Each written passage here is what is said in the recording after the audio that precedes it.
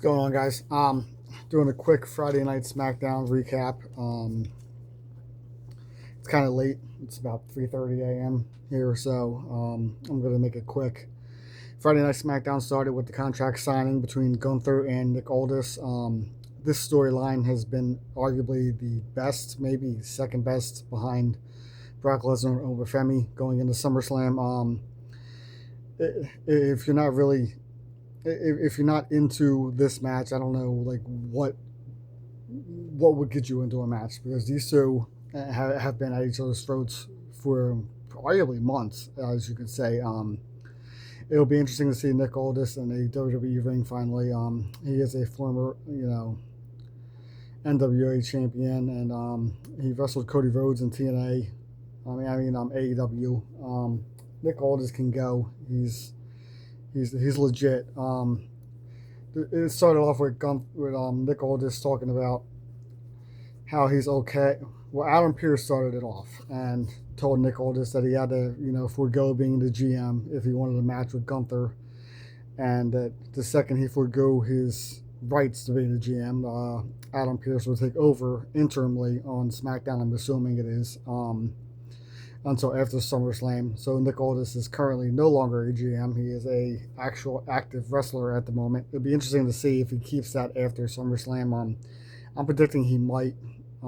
He's probably not going to go back to being a GM. He's probably going to have a little bit of a run in the WWE. But Nick Aldis grabbed the microphone and said that, he never wanted any of this.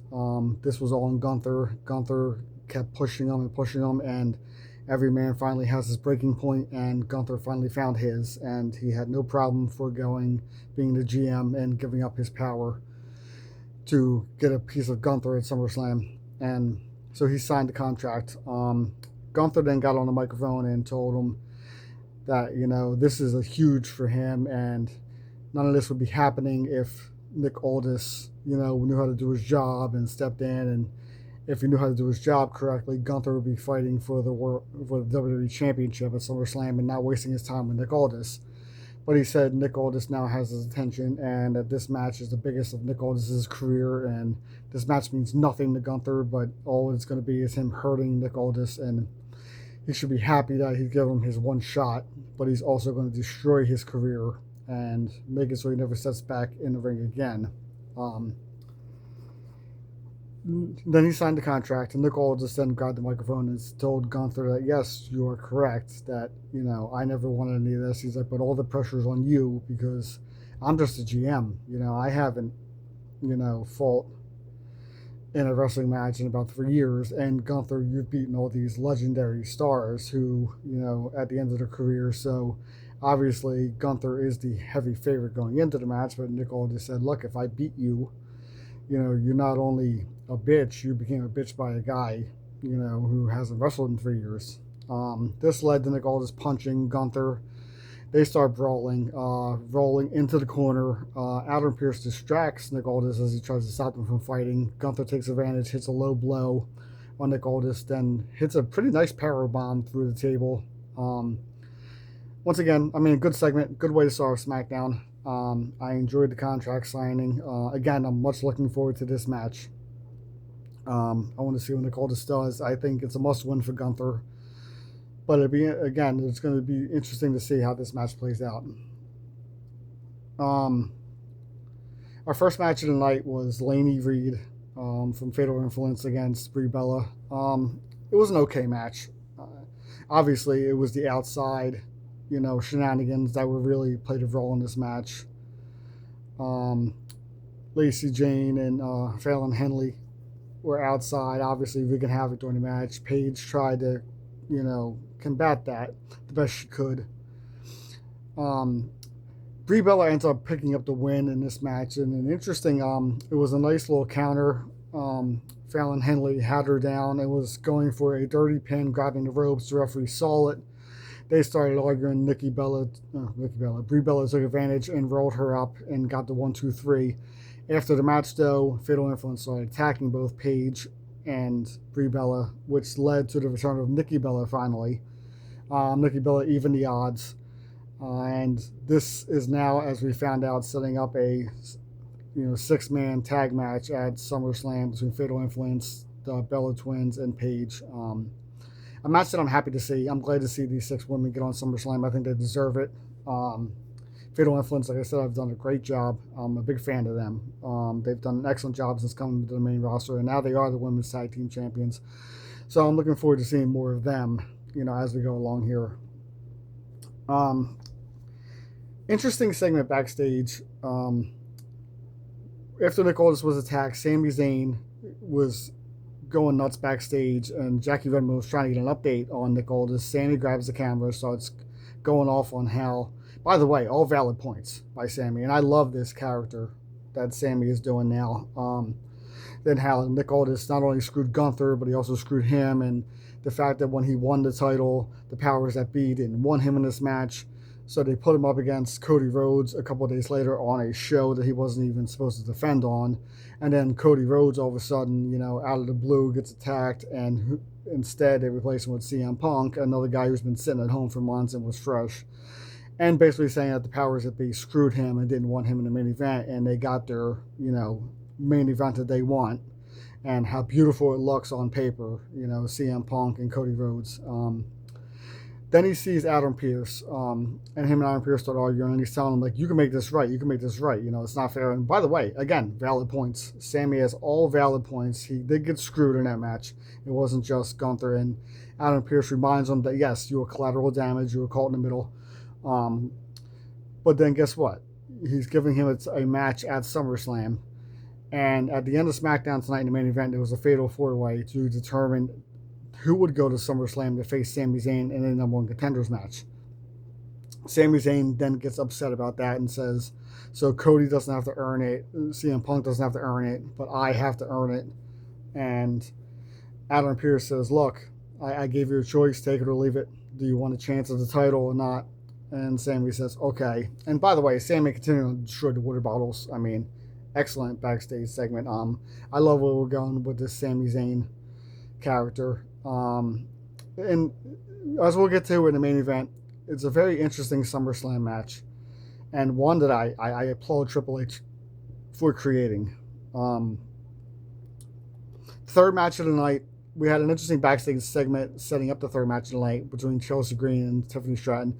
Obviously, these two are going to turn on each other soon. My guess would be Chelsea Green turning on Tiffany, but they were talking about how they're best friends and they're going to be competing in the ladder match together after Chelsea wins tonight. And Chelsea said, yes, hopefully it's different from the last time we were in a ladder match together and I win this time. And Tiffany said that would be nice, but the only thing nicer than that is Tiffany 2 titles. So Chelsea Green says, we're getting ahead of ourselves. Let me go win first. And she walks away. Cue Blake Monroe, who shows up and talks to Tiffany Stratton and says, look, I'm not here to fight. Blake Monroe reminds her that, look, I'm the only one who actually likes you in the locker room. And hang on to that U.S. title because, the higher you climb, the more jealous people get. And you should know that. And it looks like got in Tiffany Stratton's head a little bit. Obviously, talk about Chelsea Green coming for that women's U.S. title. I mean, it's obvious that at some point Tiffany and Chelsea are going to fight. But Blake Monroe, planting the seeds. I like it. Again, nice backstage segment. The match between Chelsea Green and Kiana James. Again, I mean, these women do the best they can, and I love Kiana James in the ring. I'm not a big fan of Chelsea Green. I know a lot of people like her. She's not really my style. But both women, did the best they could in the ring. It was a nice match. Good back and forth. Kiana James really has a nice moveset. I hope the WWE doesn't just give up on her because it certainly feels like they are. It seems like she was hot for a few weeks, but now is taking losses. She lost to Julia a couple weeks in a match. I mean, look, I love Julia. But I thought Kiana James was going to win that match and win that feud, but she didn't. Kiana James took control of this match later on, and she hit with a nice Falcon Arrow. I liked it. She threw Chelsea Green up on her shoulders. It was going to look like a running senton she was going to do. Chelsea Green reversed it into the Unpretty Her, and Chelsea Green gets the win. Chelsea Green moves on to the ladder match at SummerSlam. Again, nice match. Nothing to write home about. But Chelsea Green does move on to SummerSlam. Next backstage, we had a segment showing voice keys. Actually, first we had a Damian Priest and R-Truth segment with Cody Rhodes. Damian Priest is getting ready for his match. R-Truth shows up and talks to him saying, man, you getting ready for a tag team title match? Damian Priest has to remind him that the tag team title match is next week against the War Raiders. And tonight he's got a four-way. R-Truth in his goofy fashion says a four-way. I don't even think that's PG, DP. So cue Cody Rhodes, who shows up. Cody Rhodes talks to R-Truth and says, hey, I heard CM Punk last week, and how about after SummerSlam, me and Punk come for those titles, and have two belts ourselves. R-Truth walks away laughing. Cody Rhodes then turns his attention to Damian Priest and tells him, I heard what you said last week, and I respect it, and I hope you go out there and win, and when you win, I'll see you down the line with the title on the line. Damian Priest says, I understand that you're saying that, and I get that you feel that way, that you're going to be Punk, but me and a lot of other guys in the back are sick and tired of the same faces running this company, and it's time that people start doing something about it. So interesting way that Damian Priest said that. I think a lot of people are sick and tired of Cody Rhodes and CM Punk being at the top. I'll get to Cody Rhodes in a second. Interesting to see where they're going with Damian Priest with this. The next backstage segment, though, they showed Voice Keys. And Voice Keys was getting ready for he's in the Fatal 4-Way, getting ready. Solo Sikoa shows up, starts talking about how great it's going to be for Voice Keys to have a match at SummerSlam and then have a second match at SummerSlam, and how valuable this is. And tonight, focus on himself. Don't worry about the bloodline, because at SummerSlam, we're going to take care of the bloodline. Q LA Knight shows up, and LA Knight says, Solo, I hear what you're saying. I hear it, but don't be telling this man not to worry about the bloodline, because you always have to worry about the bloodline. And even though I know, tonight's got nothing to do with the bloodline, watch your back, because the bloodline's always lurking. Voice Keys then gives them both an attitude and says, look, I don't need neither one of yours help. I'm a grown-ass man, and I can do this myself. Solo Sikoa, by the way, is getting hilarious, and I love him in these backstage segments. He called himself Solo Dolo Sikoa. And he said that I'm going to be teaming with Voice Keys, the pride and joy of Oakland, and then we go down to L.A. with L.A. Knight, yeah, and he walked out, and L.A. Knight and Voice Keys look at each other and are like, yo, is that man nuts? Is he serious right now? And L.A. Knight says, look, go handle your business, we'll watch your back with the bloodline, keep your head on a swivel. The fact that LA Knight is really making this slap you back to factory settings thing as saying, I love it. Love it. I love LA Knight. I think he's hitting on all cylinders right now. We'll get more on him in the main event. The next segment, we had Cody Rhodes and CM Punk in the ring. And by the way, this was boring. Didn't really do nothing to move the needle. Cody Rhodes' character has become boring. He's become stale. He basically said that he's jealous of CM Punk. That when CM Punk did the pipe bomb, that Cody Rhodes felt that and saw that, and Cody Rhodes went and lived that more than anybody, the pipe bomb. But as he was living it, he knew the fans wished that it was CM Punk living it and not him. And that made him jealous, and that he respects CM Punk, but he doesn't like CM Punk. And at SummerSlam, he has to beat CM Punk because that's just the only way the story ends. CM Punk told him that he wishes the title didn't come between them, but it looks like it is becoming between them. And that he doesn't like CM Punk. He said, Cody, you're lying to yourself, okay? You like CM Punk. You're just envious of CM Punk. And at SummerSlam, you're going to be even more envious because I'm going to put a beat down on you and teach you a lesson that you need to take, and a lesson that's going to be a loss. Again, they went back and forth for another minute, and they're trying to build something here between them two, being hatred-wise. Unless something huge happens in the match, which I could see CM Punk turning heel. They're really trying to give Cody all the heel tendencies, which tells me that CM Punk would be the one turning heel. I think SmackDown needs a dominant heel. I think there's enough baby faces to go around to give them a good match, but this just isn't working. Whatever it is, it's just not working between him and Cody. Again, Cody's character has become stale. Damian Priest is right. We're tired of seeing the same guys at the top. I'm tired of hearing Cody Rhodes spit out the same thing over and over and over again, every week, week in and week out. So So something big has to change at SummerSlam. I think CM Punk's going to win the match. I do think, he turns heel in this match. But you'll get that in my official SummerSlam predictions next week. We had another qualifying match for the women. Again, nothing to write home about. It was Charlotte Flair and Nia Jax. Now, Nia Jax gets a second chance because Charlotte Flair screwed her last week. Again, a good match between these two. These two do have good chemistry in the ring. Charlotte Flair knows how to get it done. Charlotte Flair got the win by disqualification because Jade Cargill and Michin and B-Fab showed up and attacked Charlotte Flair, thus getting Nia Jax disqualified again, which led to Nia Jax crashing out outside the ring, which I don't blame her. This is like a storyline they're going with. Nia Jax is crashing out because she got screwed once again. So Jade Cargill and her cronies took out Charlotte Flair, and now Charlotte is in the women's ladder match. So there's one spot left if you're keeping track. That spot will be showed up next Friday night, the night before SummerSlam. All right, now, the last match of the night was the main event. It was a fatal four-way to determine who takes on Sami Zayn at SummerSlam. It was Damian Priest, Finn Balor, Trick Williams, and Royce Keys.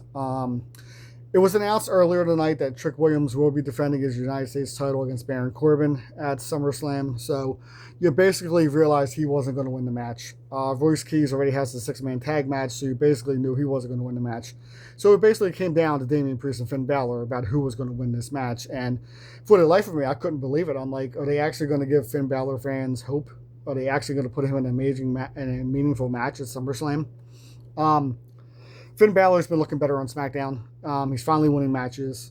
This match was a good offset of showing the skill set of all four men. The WWE really do know how to put multi-man matches on in these qualifiers and all. Trick Williams looked good, dominated a lot of the match.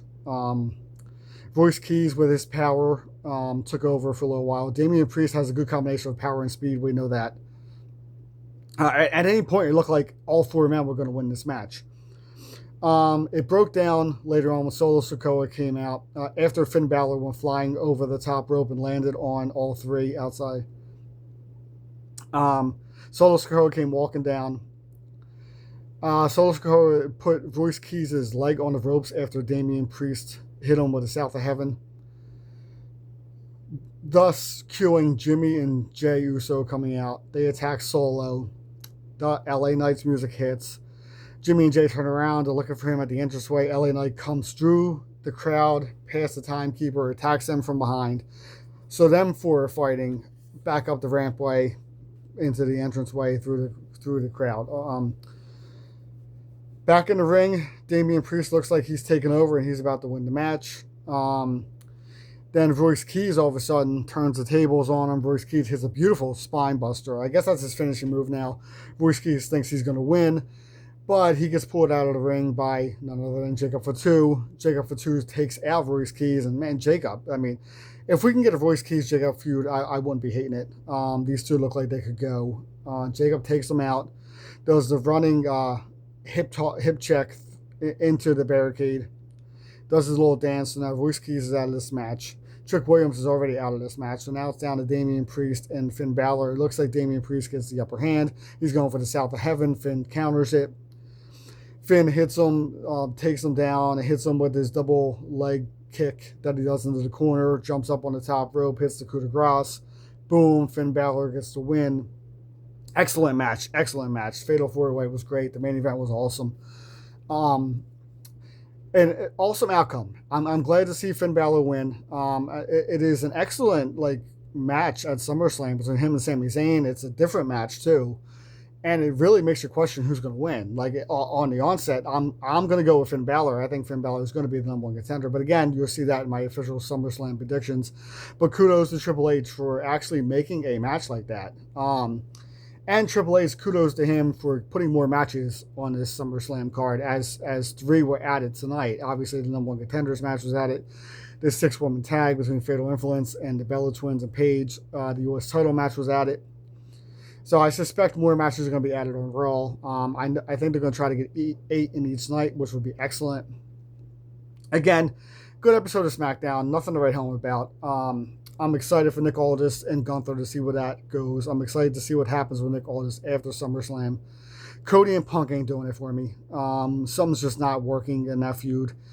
It really, there's nothing to build on. I like the 6-woman tag at SummerSlam. I like that. Finn Balor's starting to win matches. You can't hate that. All right, guys, this is late. It's after 4 a.m. now where I'm sitting. So thanks for listening. Look, please like and subscribe. Tell me your thoughts on SmackDown. Let's talk about it.